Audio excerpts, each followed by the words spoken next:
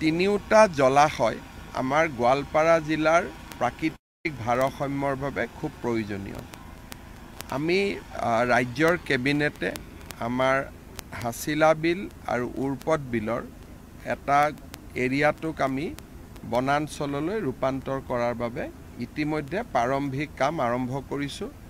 3 মাহৰ ভিতৰত ৰাইজৰ মতামত আৰু শুনানি লৈ এই দুইখন বিলক আমি বনাঞ্চললৈ ৰূপান্তৰ কৰিম আৰু আমাৰ কুমৰি বিলখনকো আমি বনাঞ্চললৈ কৰাৰ বাবে আমি প্ৰস্তাৱ ৰাখিছোঁ।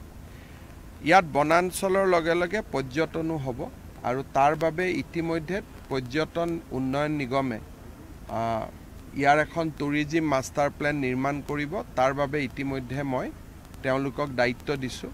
আজি মই নিজে এবাৰ চাই গ'লোঁ আৰু সেই ধৰণে আমি ব্যৱস্থাখিনি আমি আগবঢ়াই লৈ যাম আৰু মই ৰাইজৰ সহযোগিতা কামনা কৰিম। উৰ্পদ বিল আৰু কুমৰি বিলতো যি বেদখল আছে সেই বেদখলখিনিও আমি আঁতৰাম। খালি মই ভাবোঁ যে বনাঞ্চললৈ ৰূপান্তৰ হোৱাৰ লগে লগে তাত কিছু ম্যাদী পট্টাও দিয়া আছে। ম্যাদী পট্টাখিনিতো আমি অধিগ্ৰহণ কৰি আঁতৰাব লাগিব। তেওঁলোকক মানুহ আমাৰ যিটো লেণ্ড আইনমতে যিখিনি পাই দি আঁতৰাব লাগিব আৰু বেদখল কৰাখিনিক মই ভাবোঁ আমি ৰিকুৱেষ্ট কৰিলে তেওঁলোকে নিজে উঠি যাব। ৰাজ্যখিনিৰ ক্ষেত্ৰত আমি গোটেই বস্তুটো বহুদিনীয়া পুৰণা এটা ঘটনা, তাক আমি অলপ চোৱা চিতা কৰি আছোঁ। কাৰণ তাত নতুনকৈ মানুহ আহিছে আৰু বহু বছৰ পুৰণা বহি থকাও মানুহ আছে। গতিকে গোটেই কথাখিনিক লৈ আমি বিভিন্ন ব্যক্তিৰ লগত আলোচনা কৰি আছোঁ। মোক আৰু 30-45 দিন সময় লাগিব, তাৰপিছত ৰাইজৰ লগত আহি কথা পাতিম। ছাৰ, ইয়াত যিহেতু যথেষ্ট মানুহ আছিলে, পৰিয়াল আছিলে আৰু বহুত পুৰণি কিছু ফেমিলি আছিলে, পুৰণিটো ইয়াত থাকিবই নোৱাৰে কাৰণ এভিকশ্যনটোৱে নতুন, মানে কি ইয়াত বহাটোৱে নতুন। গতিকে বহাটো কোন চনত বহিছেতো ছেটেলাইটত চাবই পাৰি। তাৰ আগত তেওঁলোক ক'ত আছিল? গতিকে ইয়াৰ আগত য'ত আছিলে তেওঁলোকক আমি তাতে যোৱাৰ কাৰণে সুবিধা কৰি দিম। আৰু যদি কোনোবা একেবাৰে লেণ্ডলেছ আছে কথাটো বেলেগ, কিন্তু ইয়াততো নতুনকৈ অহা আৰু মানুহটো ক'ৰবাৰ পৰা আহিব লাগিব নহয়। গতিকে প্ৰথম আমি জানিব লাগিব ক'ৰ পৰা আহিছিলে। গতিকে যিখিনি মানুহে নিজৰ জেগালৈকে উভতি যাব নোৱাৰে তেওঁলোকৰ লগত আমি পিছত কথা পাতিম। কিন্তু এই গোটেই ঘৰবোৰ দেখিলে আপুনি গম পাব 10-12 বছৰত হোৱা বা 15 বছৰত হোৱা। তো 15 বছৰ আগততো পৰিয়ালটো ক'ৰবাৰ পৰা আহিছিলে নহয়। গতিকে প্ৰথম জানিব লাগিব তেওঁলোক ক'ৰ পৰা আহিছিলে। বোলে নহয় গৰাখহনীয়া হৈছিলে, মাটি গৈছিলে, তেতিয়া আমি সেই গাঁৱতে ব্যৱস্থা কৰি দিম। কিন্তু প্ৰথম আমি জানিব লাগিব প্ৰত্যেকজন মানুহৰ বুৰঞ্জী আৰু ইতিহাস। গতিকে আমি চেষ্টা কৰিম জানিবৰ কাৰণে। যাবগৈ, নিজে যাবগৈ তেওঁলোক। ইয়াতে যদি আৰু কিছুমান মানুহ কিবা কৰি থাকিব, কিছুমান মানুহ যাব, কিন্তু আমাৰ মানুহখিনি আমাৰ লক্ষ্য নহয়। আমাৰ লক্ষ্যটো হ'ল হাছিলা বিল। আমি হাছিলা বিলত কাকো আহিব নিদিওঁ। হাছিলা বিলখন আমি সংৰক্ষণ কৰিম। গতিকে আমাৰ লক্ষ্যটো মানুহখিনি নহয়, আমাৰ লক্ষ্যটো হ'ল হাছিলা বিল।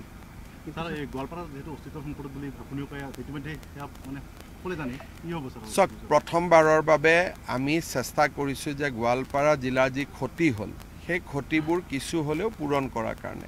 এই যে আজি আপোনালোকে চিন্তা কৰকচোন, গুৱাহাটীৰ দীপৰ বিলখনত যদি এনেকৈ মানুহ বহি যায় কি ঘটনা হ'ব। গতিকে এইটো গোৱালপাৰা জিলাৰ ভালৰ কাৰণে, প্ৰাকৃতিক ভাৰসাম্যৰ কাৰণে এইবিলাক কৰা হৈছে। এতিয়া ৰাইজে সহযোগিতা কৰি থাকিলে লাহে লাহে আমি পৰ্যায়ক্ৰমে কৰি গৈ থাকিম। আৰু আমাৰ উদ্দেশ্যটো মানুহ নহয়, আমাৰ উদ্দেশ্যটো হ'ল মানুহক জীয়াই থকাৰ বাবে যিখিনি প্ৰয়োজন। আজি যদি গুৱাহাটীতে আমি যদি শিলখাকু বিলখন আগৰ পৰাই ৰাখিব পাৰিলোহেঁতেন, কেতিয়াও গুৱাহাটীত আধা পানী শিলখাকুৱে লৈ ল'লেহেঁতেন। গতিকে এইবোৰ আমাৰ একোটা সময়ত আমাৰ ব্যৰ্থতা। মানুহ যিখিনি আহিছে মই মানুহখিনিক দুখ নিদিওঁ। কোনোবা ৰাজনীতি কৰা মানুহে মাতি আনিছে ভোটৰ কাৰণে, গতিকে মানুহখিনিক বেয়া পাই লাভ নাই। কোনোবা ৰাজনীতি কৰা মানুহে মাতি আনিছে, ৰাস্তা বনাই দিছে, জল জীৱন মিছনৰ আঁচনি দিছে, লাইট দিছে। দুখীয়া মানুহ ভাবিছে এইটো সঁচা। গতিকে মানুহখিনিৰ লগতো দুখ কৰি লাভ নাই। আমাৰ কাম হ'ল যে আমি এই বিল 3খন বচাব লাগে।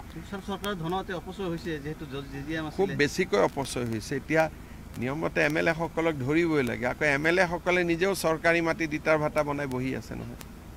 গতিকে তেওঁলোকৰো আৰু সময় হ'বতো লাগে নিয়মমতে হয় নহয় আমাৰ MLA নিজে আকৌ ইটাৰ ভাটা বনাই বহি MLA এগৰাকী যদি ইটাৰ ভাটা বনাই নিশ্চয় আপুনি ছাৰ পদক্ষেপ ল'ব নাই আপোনালোকৰ লগত পাতিম মই কথাটো আপোনালোকৰ পৰাই গম পাইছোঁ যে মোৰলৈকে অহা অভিযোগটো সঁচা গতিকে এইটো আলোচনা কৰিম আকৌ হ'ব চাওক লাহে লাহে আপোনালোকে দেখিছে যে প্ৰথমবাৰ আমি কিছু ব্যৱস্থা হাতত লৈছোঁ বহু কথা উচ্ছেদ কৰিও হ'ব বহুত কথা মিঠা মাতেদিও হ'ব গতিকে যিহেতু গোৱালপাৰা জিলাৰ ওপৰত চৰকাৰে এটা দৃষ্টি আৰম্ভ কৰিছে মই ভাবোঁ বহুত সমস্যা নিজে নিজে সমাধান হৈ যাব মই বেদখলকাৰীসকলে মোক কিবা স্মাৰক পত্ৰ দিলে মই কথা পাতিম মুখ্যমন্ত্ৰীয়েতো চবৰ কথা শুনিব লাগিব মই মোৰ স্বভাৱে নহয় কাকো বেয়াকৈ এতিয়া অহা মানুহে বেদখলকাৰী বহি থকা মানুহ মোক গামোচা দিছে মই গামোচা লৈছোঁ মই কাৰো লগত বেয়া মোক ভালো পাইতো মই এতিয়া যাওঁতে আপোনালোকে চাব মই আকৌ মাত দি যাম মোক বেয়া নাপায় কাৰণ তেওঁলোকে জানে যে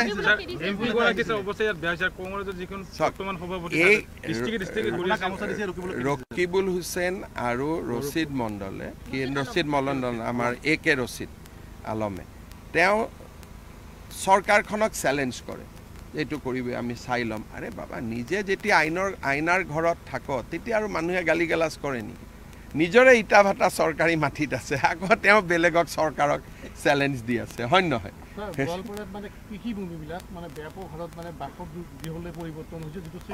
অলপমান ৰখক সেইবিলাকো চাই দিম আপোনালোকক মই অলপ নজৰ ৰাখিছোঁ লাহে লাহে ঠিক হৈ যাব গোৱালপাৰাত মেডিকেল কলেজ আহিব ৰাক্ষসিনী পাহাৰতো ডাঙৰ প্ৰজেক্ট আহিব লাহে লাহে জিলাখনৰ চেহেৰাটো বদলিব অলপ সময় দিয়ক